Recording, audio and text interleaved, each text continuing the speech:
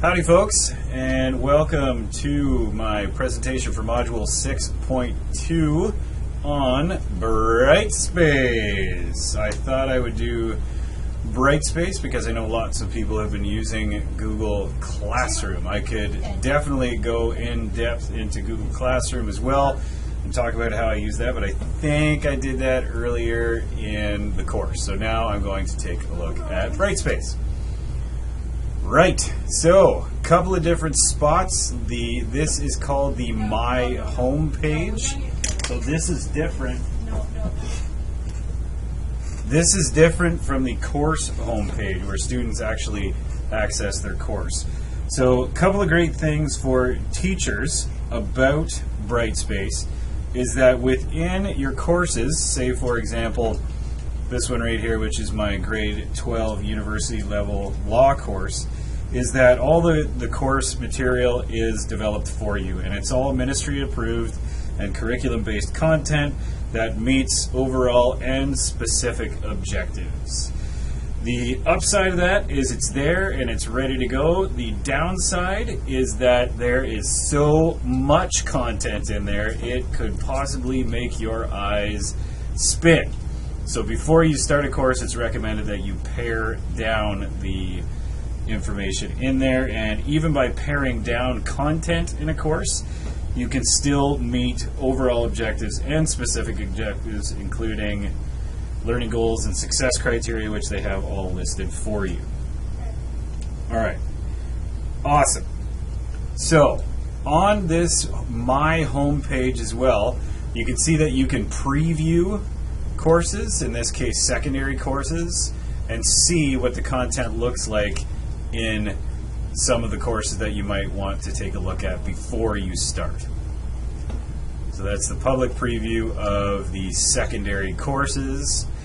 What I also like, and what is a plus for both students and teachers, is the Google integration into this. So I turn most of the documents in my course into Google Docs, and people can access them from their course, and they can submit work from Google Drive as well. Awesome. Next, to access a course, you can either go to the waffle, which is at the top of the page here, and students can see any courses that they are taking that appear in the drop-down menu here. They can also see the courses that they're taking on their My Home page here. I'm going to click on the CLN4U course from last semester that I was teaching at the remote school level. Alrighty, so here you have the activity feed. The activity feed, and this is the course home page. So I'll always give a tutorial to students about what the course looks like and how I am going to use it to establish clear expectations about both assessment and communication.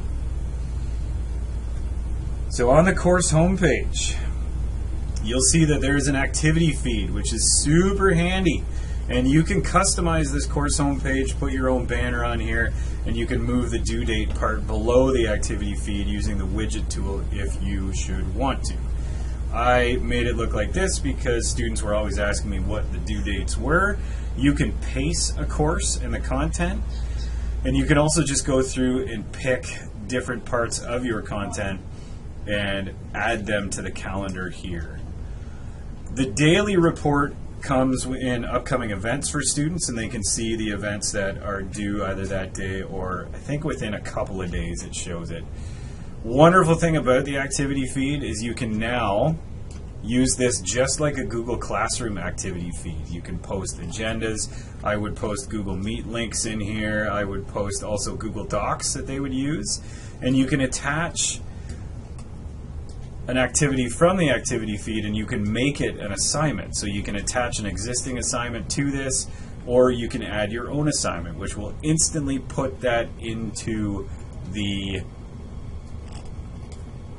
assessment for you. So I have an icon based bar at the top here under assessment, and that loops back into what I would like to show you for students. So on that same topic of clear expectations and assessment, The wonderful thing about the assessment tool here is you have an academic integrity checker here that you can use, and you can activate that for assignments, and students basically can see the same thing.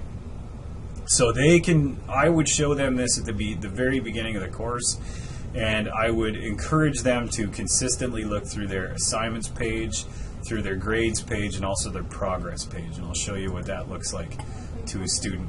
Another great thing about this is that you can view this as a student. So if you are giving a tutorial to students and you want to show them and walk them through a few steps, you can make it look like you are a student, and then their page will look like yours. So if I go into assessment and then go into my class progress, here I can see that there is a summary of what I have done in this class so far. So I have visited 78% of the course content here. I can see how many discussions, how many assignments I've submitted. Obviously, I haven't submitted any assignments because, of course, I was the teacher for this one. Good stuff. If students need help in the the virtual learning environment, it used to be the learning management system, now virtual learning environment, they can click on live help. They can look at help videos to navigate through the VLE, and you can custom make icons. So I created a Google Meet icon and a Google Chat icon because those are the two communication pieces that I was using, or the tools that I was using to communicate with students in real time. Awesome. So, some upsides, some downsides, depending on how much or how many functions you're going to use in this. I didn't go through other options like the chat and discussion pages for this because I generally don't like the discussion pages. I find them really clunky and really old style. The last downside I would say about the content in some of these courses is that they still seem to think that students are learning in the early 2000s, whoever designed this, and there's a lot of scrolling involved. So instead of clicking on a window that would say, to see the next part of the activity, click here and go forward, that students have to scroll through the whole thing. So what I say to students is I say, when in doubt, scroll it out. So if you can't see something on a page, if you can't see a link, then scroll through and you would eventually find the information you are looking for. So much more that I could talk about, but those are my pluses and minuses and how I whittle down and choose certain functions within the VLE to set clear expectations and communicate with students.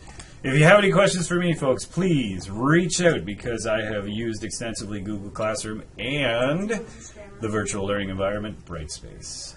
Thanks for listening. I'll talk to you soon.